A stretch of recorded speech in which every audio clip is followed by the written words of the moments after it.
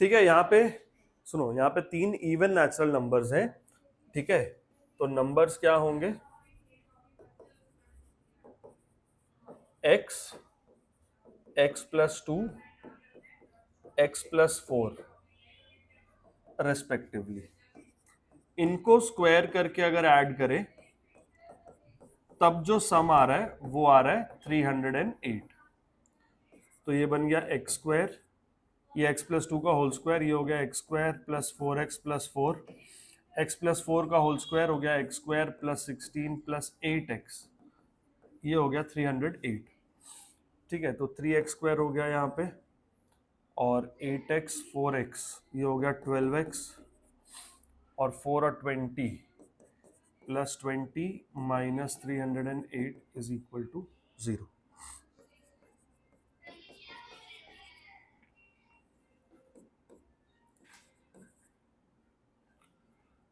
Minus 188 is equal to 0।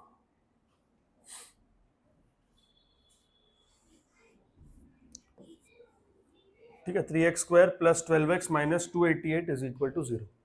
अब इसको हम 3 से डिवाइड कर देंगे तो x² plus 4x minus 96 is equal to 0। अब 96 को हम कैसे ब्रेक करें कि +4 आए, तो 12 और 8 में ये होगा, है ना, 12 और 8 में ये ब्रेक हो जाएगा, तो x² plus 12x minus 8x, है ना, 12 और minus 8 minus 96 is equal to 0।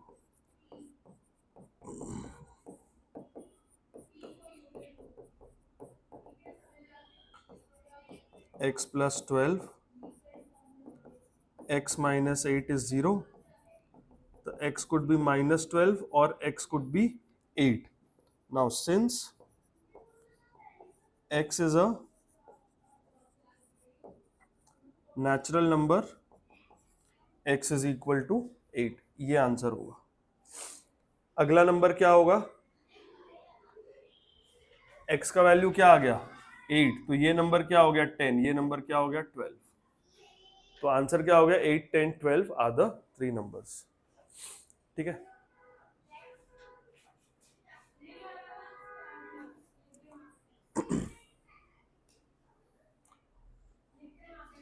ठीक है, नेक्स्ट वाला,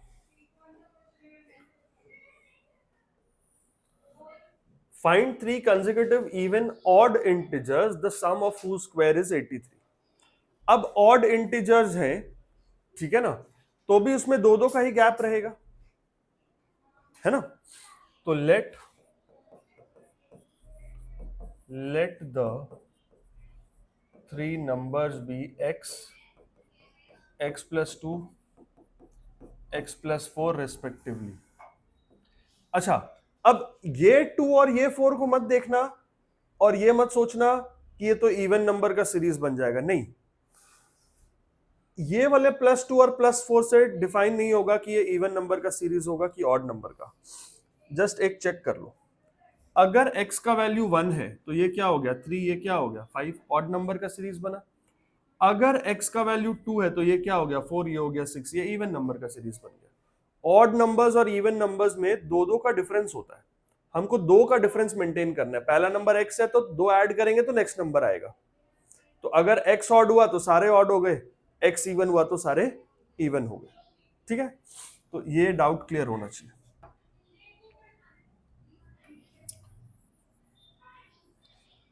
अब यहां पर हमने 3 नंबर ले लिया, अब इसका सम ऑफ स्क्वायर्स 83 है, तो यहां पे भी वही करते हैं,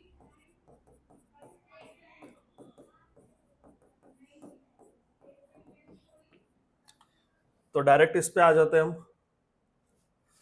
ये वाला क्या बनेगा 3x² plus 12x plus 20 minus 83 is equal to 0। समझ गए ना, ये स्टेप तो ऐसे ही आएगा।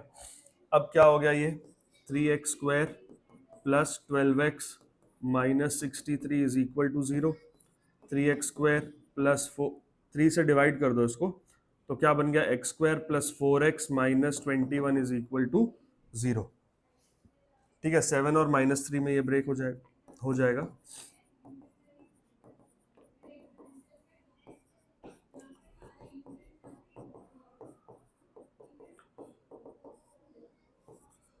तो ये हो गया x+3 x-7, है ना, या तो x होगा +3 या तो x होगा -7। अब एक चीज देखो, यहां पे ऑड इंटीजर्स बोला है, पॉजिटिव ऑड इंटीजर तो नहीं बोला है, पॉजिटिव इंटीजर ऐसा तो नहीं बोला ना, बस ऑड बोला है। तो -7 भी एक ऑड इंटीजर है, बट वो नेगेटिव ऑड इंटीजर है। 3 भी एक ऑड इंटीजर है, वो पॉजिटिव ऑड इंटीजर है। ठीक है, तो यहां पे पॉजिटिव नेगेटिव नहीं बोला, तो दो केस बनेंगे। ठीक है, when x is equal to -7, x+2 is -5, x+4 is -3.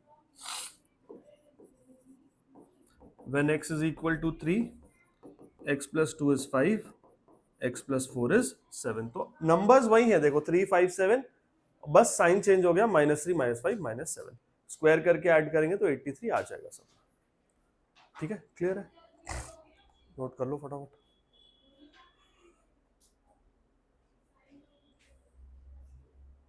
हो गया।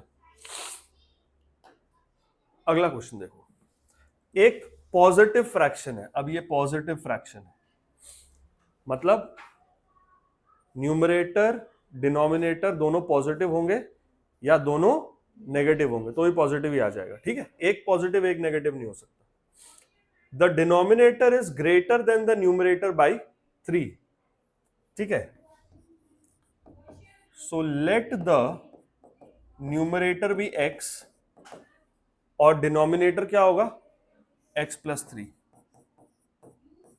है ना। Denominator is greater than the numerator by 3, तो ओरिजिनल फ्रैक्शन क्या बन रहा है,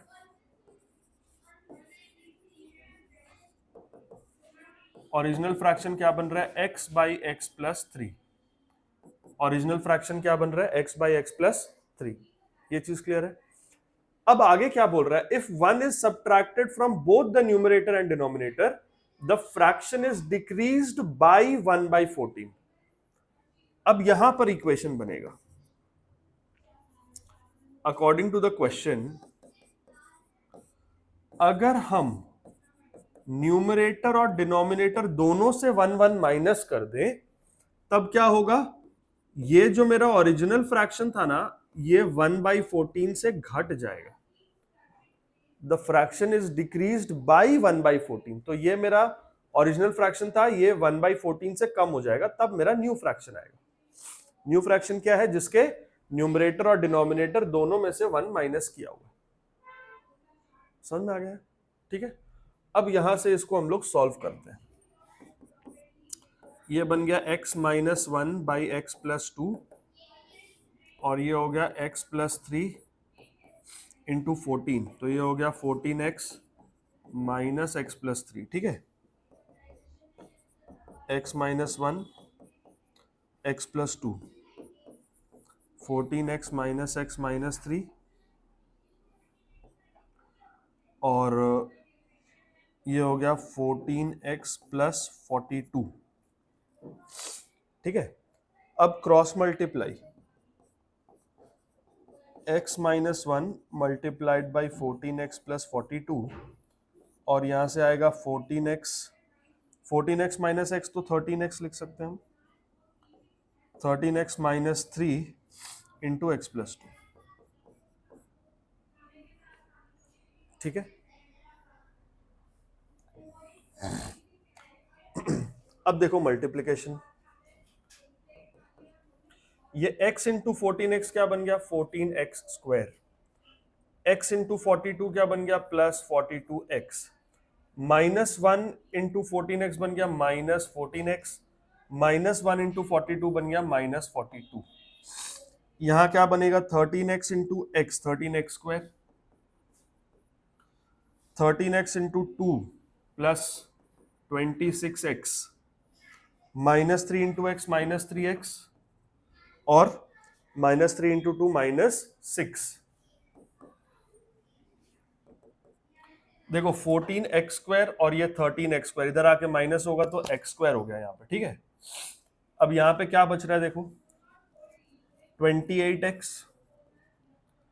ये 28x है, यहां से 23x है, ये इधर आएगा तो -23x हो जाएगा, और -42 + 6 ये हो गया 0। समझ गए? 14x² और ये 13x², तो 13x² इधर आके माइनस होगा तो सिर्फ 1x² बचेगा।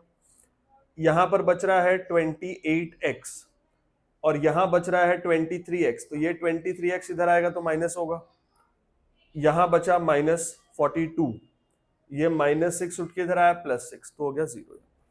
ठीक है, अब क्या होगा, x² + 5x - 36 is equal to 0, है ना। -36 चाहिए तो 9 और 4 में कर देंगे, +9 -4, तो ये +5 भी आ जाएगा।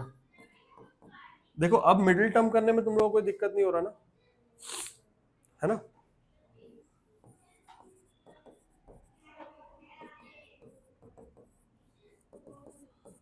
x कॉमन ले लिया, x + 9, -4 कॉमन ले लिया, x + 9, x + 9 x - 4, ठीक है।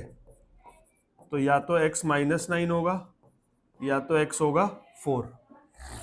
अब क्योंकि पॉजिटिव फ्रैक्शन है,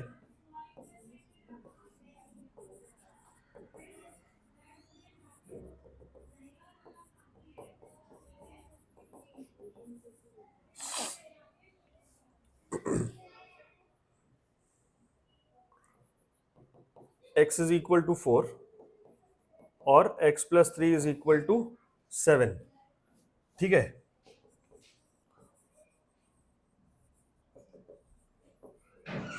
द फ्रैक्शन इज 4/7, 4/7। देखो अगला वाला, the sum of the numerator and denominator of a certain positive fraction is 8।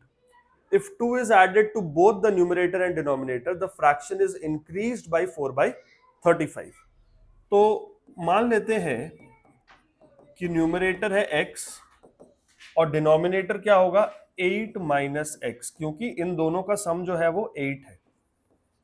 तो ओरिजिनल फ्रैक्शन क्या है,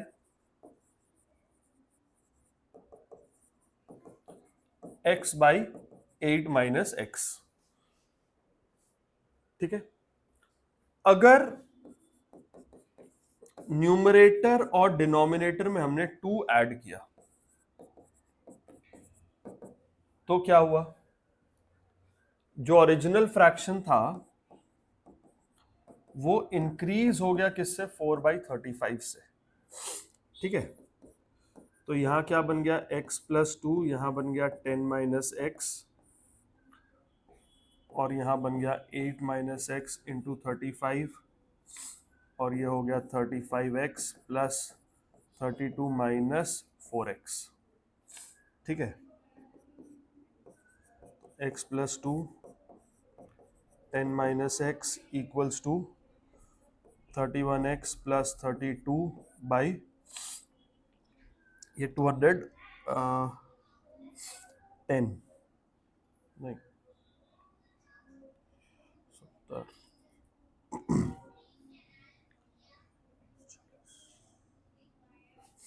70 420 होगा ना।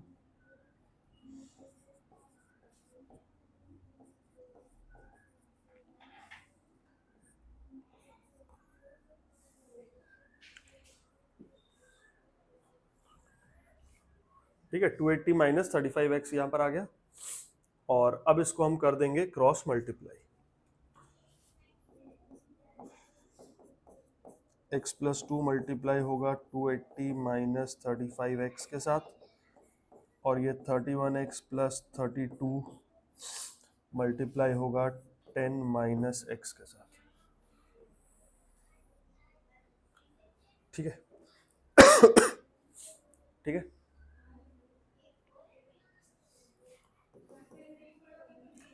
अब ये क्या होगा देखो, 280x minus 35x² plus 560 minus 70x is equal to 310x minus 31x² plus 320 minus 32x। ठीक है, अब हम सब चीजों को ना उधर ले जाते हैं, यहां पर 0 रख देते हैं, तो ये माइनस 31x² है, ये 35x² इधर आ गया। ठीक है, 310x माइनस 32x 278x। ठीक है ना,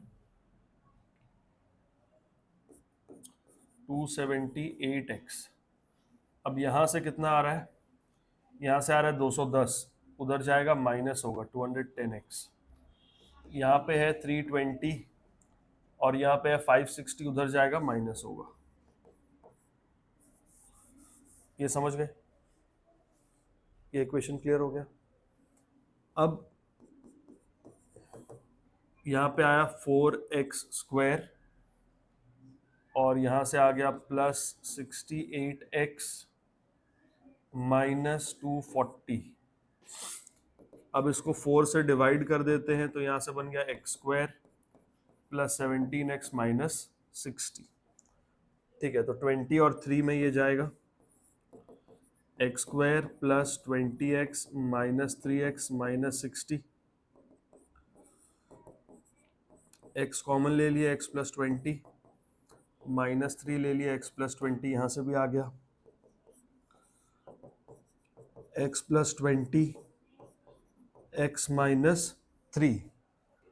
अब यहां पर क्या होगा, x प्लस 20 अगर 0 है तो x का वैल्यू माइनस 20 होगा, x माइनस 3 अगर 0 है तो x का वैल्यू होगा 3। अब यहां पे पॉजिटिव फ्रैक्शन है,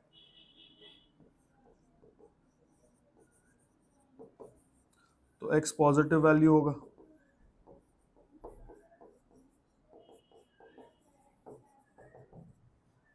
है ना, तो फ्रैक्शन क्या हो गया, 3/5। ठीक है,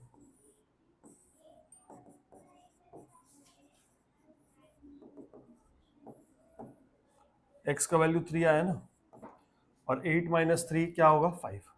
तो ये फ्रैक्शन क्या है, 3/5 है। ठीक है, चलो, अ 2 डिजिट नंबर, देखो 2 डिजिट नंबर का कॉन्सेप्ट बड़ा इंपॉर्टेंट होता है। A 2-digit number contains the larger digit at tens place. The product of the digits is 27 and the difference between the two digits is 6. Find the number. अब एक चीज देखो, ये tens place, ये unit place. एक चीज बोल रहा है कि प्रोडक्ट ऑफ द डिजिट्स 27 है और difference between the two digits 6 है, और बड़ा वाला जो डिजिट है वो टेंस प्लेस पे है। तो अगर हम टेंस प्लेस पे डिजिट को x माने तो मेरा x माइनस 6 यहां पे यूनिट प्लेस पे होगा। डिफरेंस दोनों डिजिट्स का 6 है और बड़ा वाला डिजिट 10 प्लेस पे है, तो ये अगर x है तो छोटा वाला फिर यूनिट प्लेस पे है, x माइनस 6 यहां होगा। अगर यूनिट प्लेस का डिजिट बड़ा होता तो ये x होता, तो ये x प्लस 6 होता है ना ऐसा। तो यहां पर टेंस प्लेस का डिजिट बड़ा है और दोनों डिजिट्स में जो प्रोडक्ट है वो है 27। तो हम लिखते हैं let the tens digit be x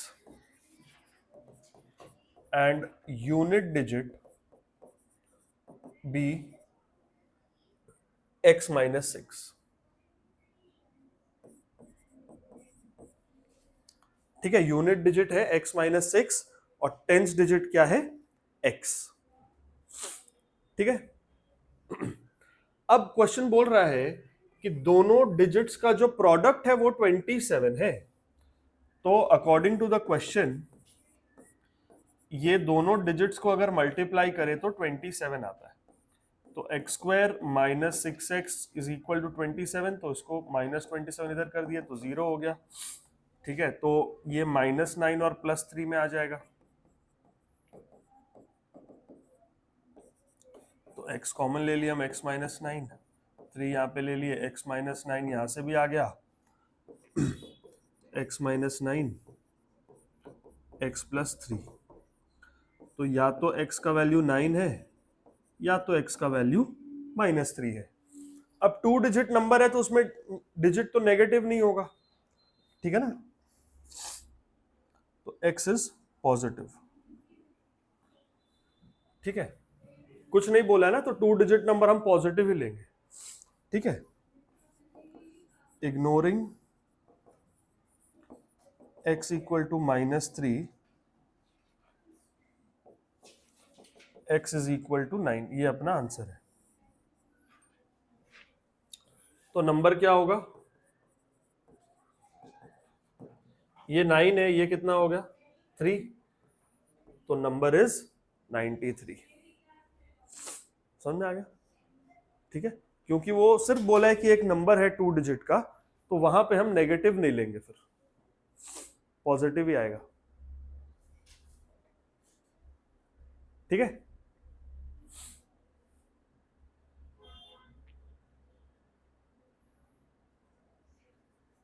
ठीक है, चलो अगला question. A 2-digit positive number is such that the product of the digits is 6.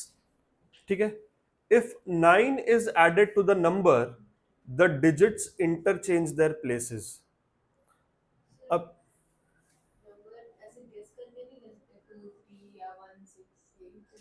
नहीं नहीं नहीं, ऐसा नहीं होगा, ऐसा नहीं होगा। देखो, हाँ, बट फिर हमको फिर सॉल्व करने के मार्क्स मिलेंगे ना, गैस करने के तो नहीं मिलेंगे, है ना। तो ये अगर 4 मार्क्स का क्वेश्चन आएगा तो स्टेप्स पूरे दिखाने हैं।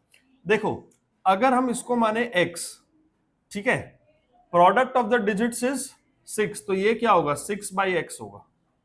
इसको x/6 मत कर देना, क्योंकि अगर हम x को x/6 से मल्टीप्लाई करेंगे तो प्रोडक्ट 6 नहीं आएगा, x²/6 हो जाएगा। इसमें केयरफुल रहना, ठीक है ना, प्रोडक्ट जो है वो 6 है। अब हम लोग क्लास 5-6 में पढ़े हैं, किसी नंबर में कोई डिजिट का प्लेस वैल्यू होता है, कोई फेस वैल्यू होता है।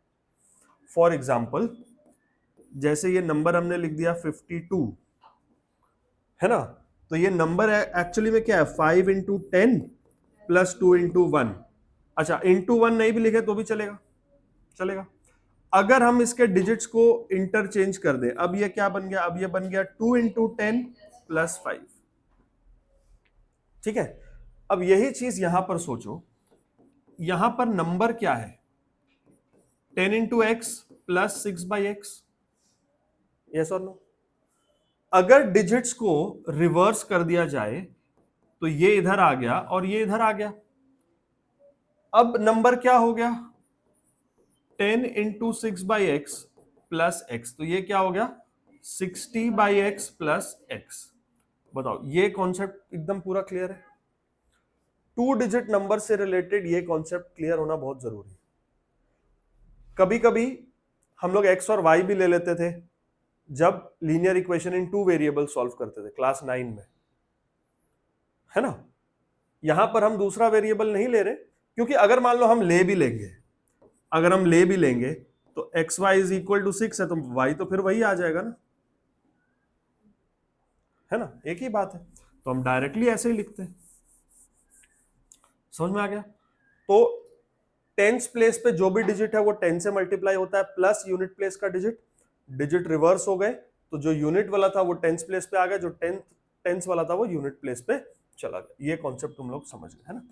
अब देखो आगे।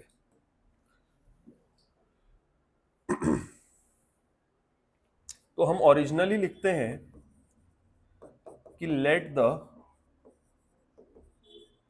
टेंस डिजिट be x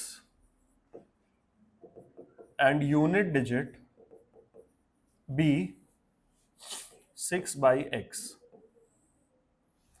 ठीक है, अब देखो, if 9 is added to the number, पहले बताओ ओरिजिनल नंबर क्या है 10x + 6/x। ये ओरिजिनल नंबर है। अगर हम इस पे 9 ऐड किए तो क्या हुआ, डिजिट्स रिवर्स हो गए या इंटरचेंज हो गए। तो इंटरचेंज होने के बाद नंबर क्या बनेगा, 10 इंटू 6/x प्लस x। ये स्टेप दिखा दो, ठीक है। अब यहां पर देखो क्या होगा, यहां पर हम पूरा ऐसे x ले लेते हैं यहां पर, तो यहां क्या बनेगा 10x² है ना, प्लस 6 प्लस 9x। यहां पर भी x ले लेते हैं तो यहां पे क्या होगा 60 प्लस x²।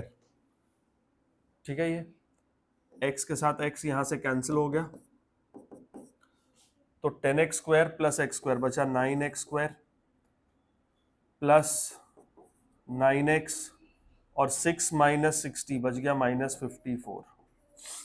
अब इसको 9 से डिवाइड कर दो, तो x² plus x minus 6 is equal to 0।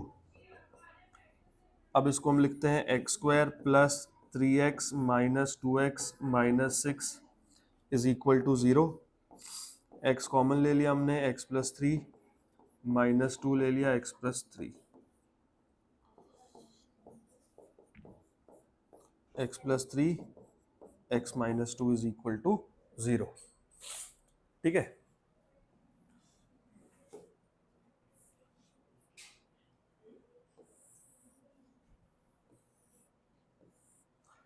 ठीक है। अब x होगा या तो -3 या तो x होगा 2। पॉजिटिव नंबर है, since the number is positive x is equal to 2 and 6/x is equal to 3। ठीक है, द नंबर इज 23। ठीक है, देखो 23 पे 9 ऐड करेंगे तो 32 हो जाएगा, डिजिट्स इंटरचेंज हो जाएंगे। The rectangle of area 105 centimeter square has its length equal to x। अगर लेंथ x है,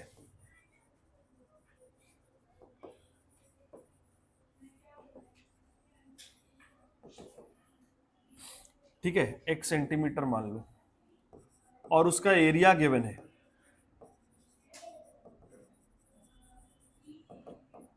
105 सेंटीमीटर स्क्वायर, तो ब्रेथ कितना होगा 105/x सेंटीमीटर, क्योंकि एरिया क्या होता है लेंथ इनटू ब्रेथ, तो एरिया बाय लेंथ कर दो तो ब्रेथ आ गया। ठीक है, अब पेरीमीटर जो है वो है 44, है ना। पेरीमीटर क्या होता है 2 times L plus B, perimeter क्या है 2 times L plus B, perimeter है 44, और ये हो गया x प्लस 105/x, तो ये कट गया 22 आ गया। ठीक है, तो 22 इज इक्वल टू, यहाँ पे एलसीएम ले लो x, तो ये हो गया x² प्लस 105, ये इधर जाएगा 22x is equal to x² plus 105, है ना। इसको उधर भेज दो तो यहाँ पे बच गया 0, तो x² प्लस, पहले माइनस लिख दो, x² minus 22x plus 105 is equal to 0। ठीक है, अब 105 को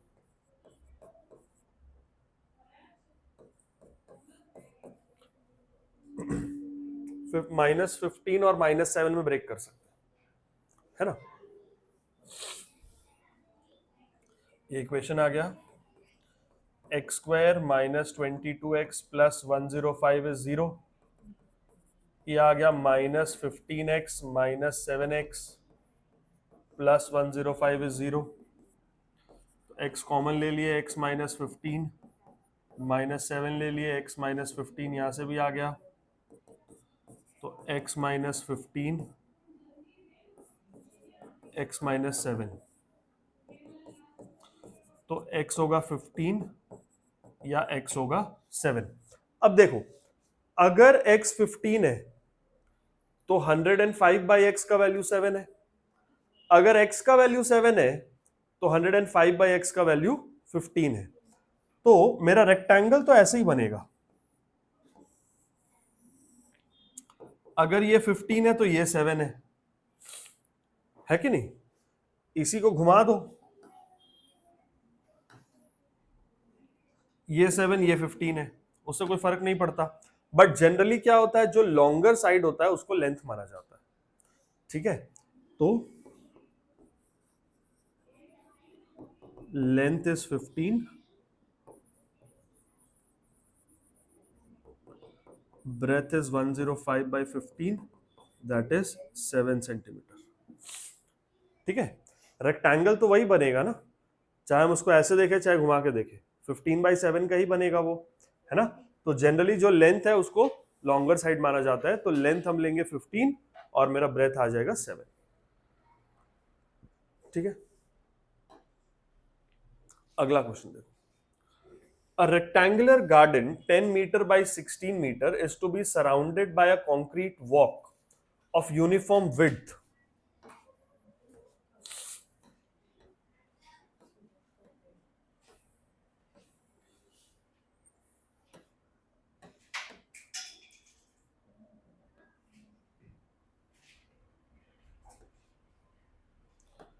ठीक है, ये रेक्टेंगल है जिसमें ऐसे 16 मीटर्स है और ऐसे है 10 मीटर्स, ठीक है? अब ये वाला जो जगह है ना, यहां पर कंक्रीट वॉक है पूरा। कंक्रीट वॉक मतलब कंक्रीट का बना हुआ वॉक करने की जगह, वॉकिंग ट्रैक समझ लो।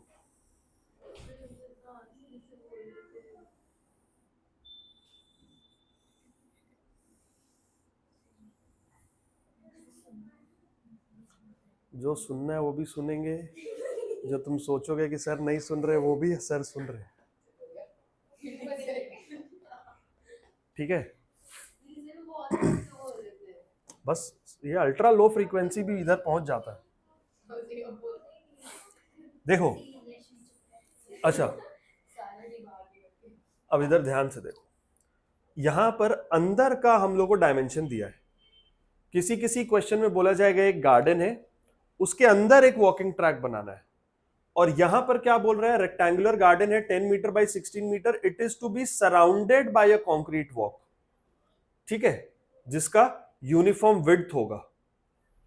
गार्डन को हमें सराउंड करना है, ये गार्डन का डायमेंशन है, इसको सराउंड करना मतलब इसके बाहर बाहर।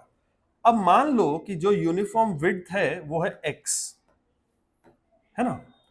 मान लेते हैं कि जो यूनिफॉर्म विड्थ है वो है x, तो इधर से भी वो x मीटर चौड़ा है, इधर से भी x मीटर चौड़ा है, इधर से भी और इधर से भी।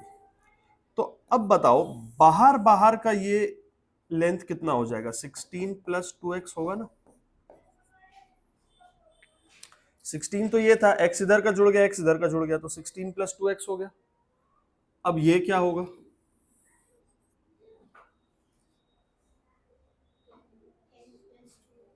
टेन प्लस 2x, 10 तो ये था, ऊपर का x नीचे का x भी ऐड हो गया, तो ये हो गया 10 प्लस 2x। अब क्या हम बोल सकते हैं कि जो एरिया ऑफ वॉक है वो outer rectangle minus inner rectangle है? बोल सकते हैं ऐसा? तो एरिया ऑफ वॉक जो है वो area of outer rectangle minus area of inner rectangle है।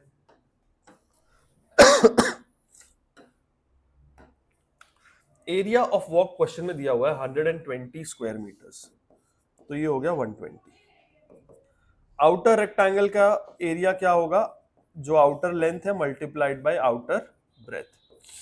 अंदर वाले रेक्टेंगल का एरिया कितना है, 16 इंटू 10, ठीक है ना? तो ये क्या बनता है देखो, 120 is equal to 160 plus 32x plus 20x plus 4x square minus 160। तो ये और ये तो यहीं से कैंसिल हो गया, और ये क्या बन गया 4x square plus 52x minus 120, 4 से डिवाइड कर दो इसको, x square plus 13x minus 30। ठीक है, ठीक है। अब ये क्या बनेगा देखो, x square plus 13x minus 30 is equal to 0।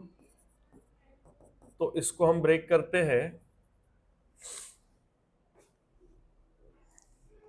Plus 13 आ रहा है ना,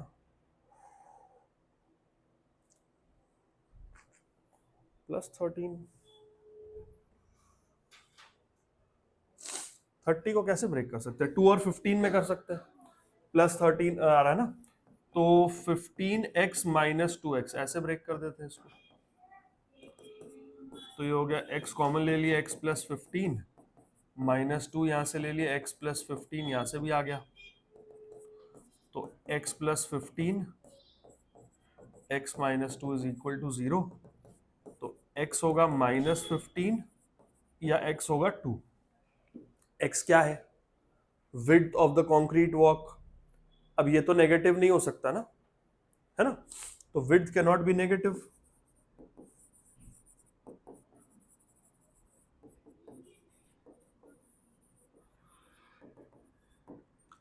therefore x is 2, x is 2। हम लोग को find the value of x निकालना था, ठीक है, तो x is 2 और मीटर में है ये, तो यूनिट भी लिख दो, x is 2 मीटर।